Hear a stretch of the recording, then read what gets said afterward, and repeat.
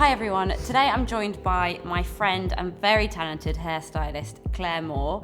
And Claire's with us today because pretty much every single comment that's left in my video tutorials is asking me how to achieve this Fingerwave look that I absolutely love and I always ask Claire to do. So she's here today with me to give you a step-by-step tutorial on how to create it at home. I love working with Claire because I feel like she has the perfect balance between something that's quite glamorous and chic but also a bit fucked up. I love that. The perfect combo.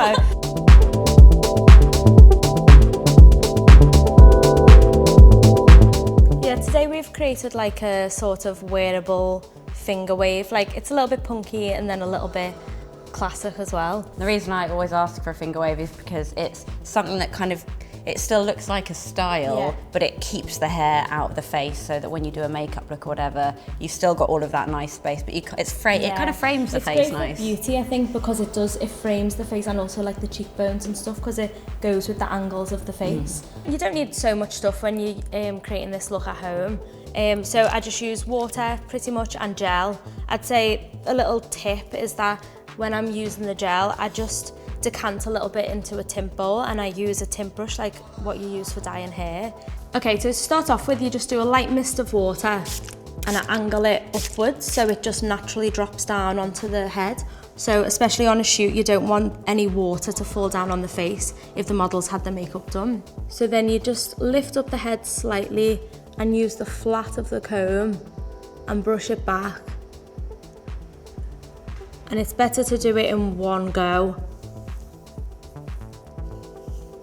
So then you're not left with any random hairs and then you should have a good centre parting. The next step, you want to take out the front section of the hair. So I would go sort of where the ear is. You want to go from the back of the ear and again just use the end of your comb and try and get the section in one go. And it doesn't need to be a perfect section here because this is going to eventually go into a ponytail, but it's good to just get some of the hair out the way. And you can use a little bit of water, again, just to get rid of any of the flyaways. And then you can section it out of the way. I'm already learning so much by just listening. Use your hands, get rid of any fluffy hair, and then section it out the way. So for the next section, I'm going to apply the product and I'm going to just concentrate the product on the area that I'm going to be styling and leave the rest clean, which makes it a bit more wearable and easy to change, especially if you're on a shoot as well. You might need to do quick changes. So if you're using minimal product, then it's better. Before I apply the product, I'm actually just going to get a little bit more water in the hair and I'm really going to concentrate it on the roots, because that's mainly what we're going to be working with.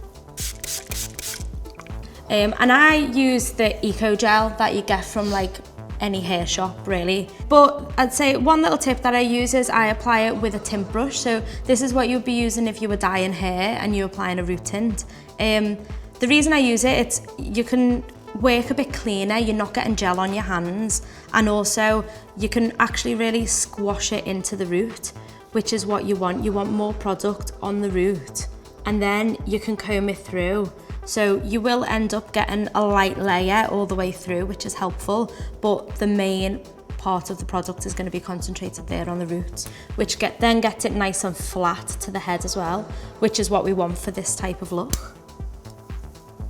And you just go through section by section, applying the product onto the root and then combing the excess through to the ends.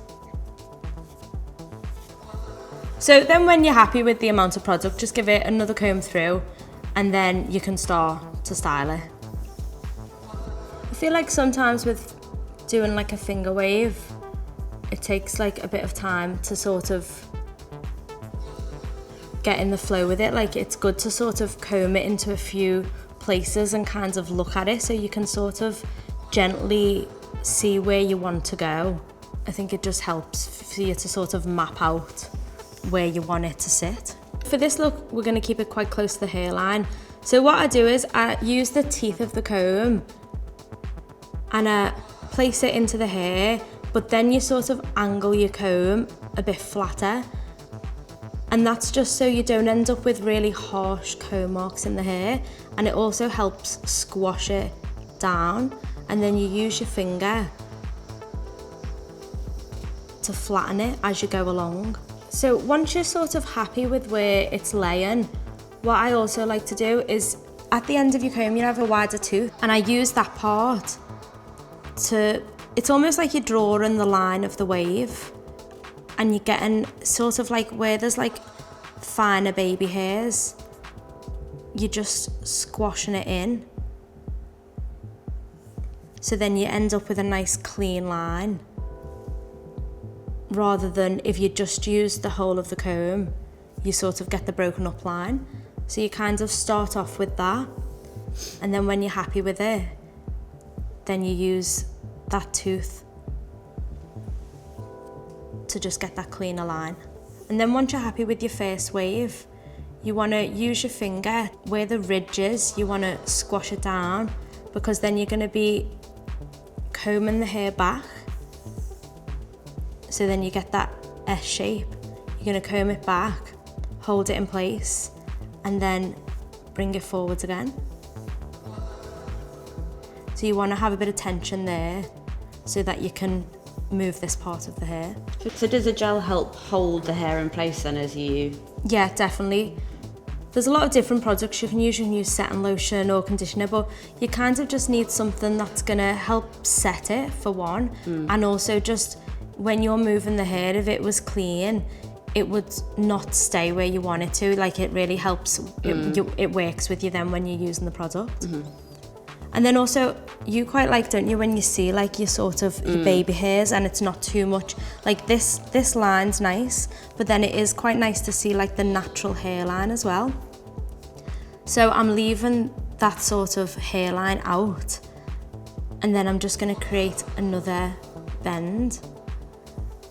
And what I'm doing is I'm using my finger again, so I've got it, and I quite like where that's going, and I can see that that's quite a natural sort of shape for this hairline, which is also good to work with the hairline. Like, if it's naturally happening, then you should go with it, because if you try and fight it too much, it can be quite difficult.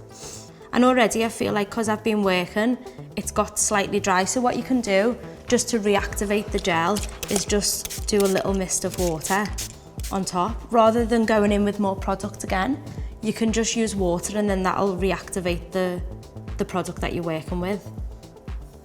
And then for this look, we sometimes like to leave like a bit of hair out. So it's not too much of a set hairstyle. It's a bit more natural, like when you sort of have like, you know, natural hair falling. So I know I've got the shape in place. So what's now good to do is hold it down so you're not moving it now when you're working. And to get a natural amount of baby hair falling forward, I tend to brush it over the ear. And then you can then see what naturally is gonna fall in front of the ear and what should be tucked behind.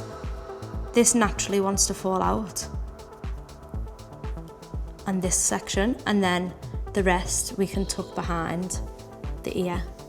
And you can use the tail of your comb as well to do what your finger was doing. So you can roll down the hair with the tail. That also helps to get any excess product out. And then comb it behind the ear.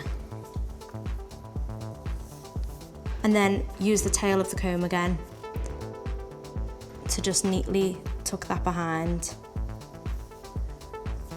And actually, because we want this to be quite a wearable look and the details more in the front, we can then just comb this hair back into this section that was clean. If you get any separation, it's actually quite nice, because you don't, eventually this ponytail is just going to feel like it's naturally being tied up. So you don't want it to look now from this section onwards too combed and perfect. So comb it through, but then you can, you know, just use your fingers to break it up slightly.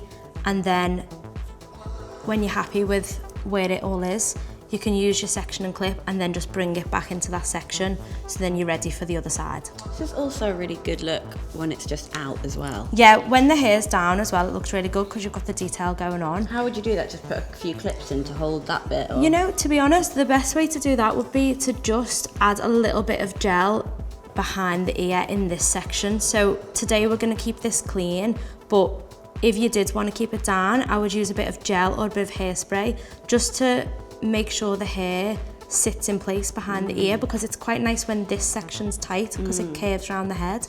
So then you would use a little bit of spray here just to avoid basically what this is doing now, avoid this happening where it's a bit like flyaway there. You want that to be a little bit tighter, and then this is where you're going to get the softer hair and the flyaways. Okay, so now I'm going to do the back section.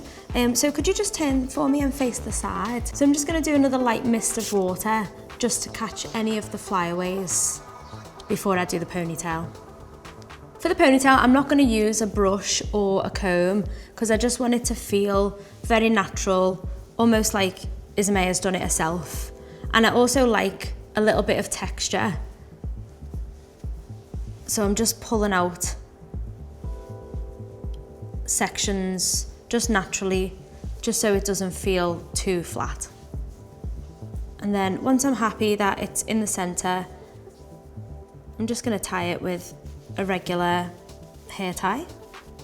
And I'm just pulling it down slightly because I like when it sits quite low on the neck rather than high. And then I'm going to spritz down the ponytail again with some water and then comb it through. And then at this point you can either leave it in a ponytail or tie it into a bun. I'm going to tie it into a bun today. I'm just going to twist it nice and tight.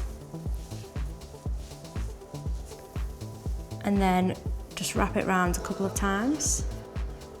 And as I'm doing it, I'm pressing the bun against Isamaya's head so it still stays quite flat against the head, so it doesn't come out too far. So I'm using this hand to like leverage it almost, and then I'm using this hand to carry on twisting. And I quite like when there's just like, you know, a bit of hair sort of naturally left out as well. And then I'm gonna pin in the bun.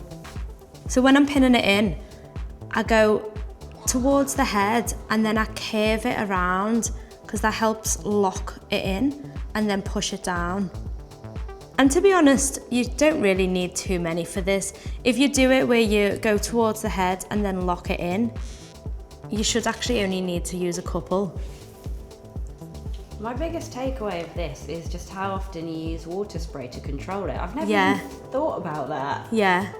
So that's why you guys are always just like... Yeah, always, yeah.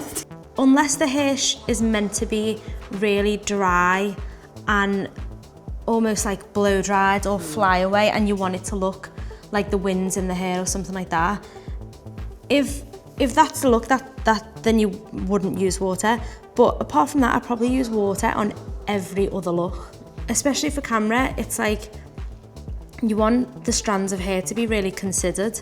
So even if you don't want it to look too set or producty, you can still get a nice and then you can go control. Back in when it evaporates and exactly. change it and it's not set. Exactly.